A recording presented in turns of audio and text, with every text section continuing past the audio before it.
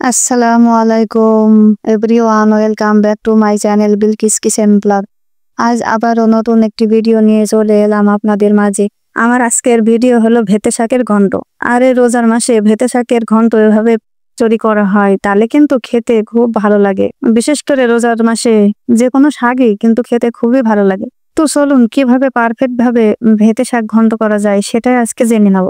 তো প্রথমেই ভেতে শাকের ঘন্ট করার জন্য আমি 2 মুঠ শাক নিয়ে নিয়েছি। এই যে ঠিক এরকম 2 মুঠ শাক, যে শাকটা আমি 30 টাকা দিয়ে কিনে নিয়েছি। কিন্তু এটা কিন্তু দেশ গ্রামে এই শাক কিন্তু গরু ছাগলেরই খাওয়ানো হয়, কিন্তু এই ঢাকা শহরে এই 2 মুঠ শাক 30 টাকা।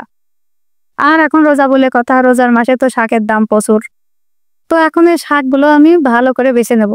শাকের ভিতরে কোনো শক্ত আছে কিনা, পোকামাকড় আছে কিনা সবকিছু ভালো করে বেছে নেব। এখন শাকগুলো সব বেছে ছোট ছোট করে কেটে ধুয়ে নিয়েছি, এই যে দেখেন। এরপর চলে যাবো চুলোয়। চুলোয় একটা পাতিল বসিয়ে দিয়েছি, পাতিলে অল্প পরিমাণ পানি দিয়ে দেবো। আর দেবো 4-5 পিস কাঁচামরিচ। আর এখানে স্বাদ অনুযায়ী লবণ দেবো। দিয়ে লবণটা একটু পানির সাথে মিশাই দেবো। এরপর পানিতে যখন বলক চলে আসবে তখন শাকগুলো সব দিয়ে দেবো। এখন পানিতে বলক চলে এসেছে, শাকগুলো সব দিয়ে দেবো। শাকগুলো দিয়ে পেঁয়াজ কুচি রসুন কুচি দিয়ে 10 মিনিটের জন্য ঢেকে দেবো।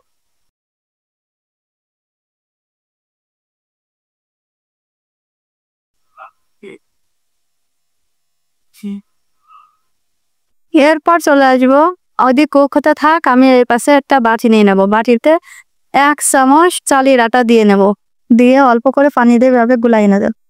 এভাবে ভালো করে চালের আটাটা গুলিয়ে এক পাশে রেখে দেবো।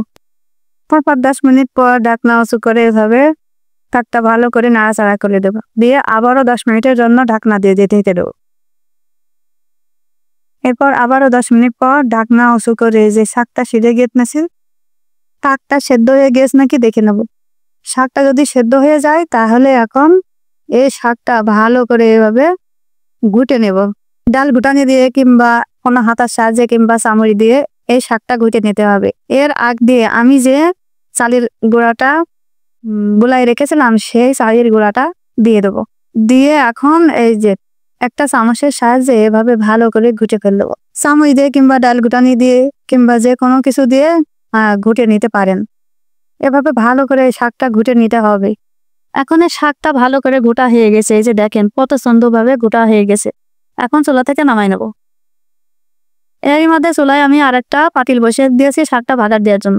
এখন পাতিলে পরিমাণ মতো তেল দিয়ে দেবো। তেলটা একটু গরম হলে পেঁয়াজ কুচি দিয়ে দেবো। পেঁয়াজ কুচি আর রসুন কুচি দিয়ে দেবো। দিয়ে পেঁয়াজ আর রসুন ভালো করে ভেজে নেব।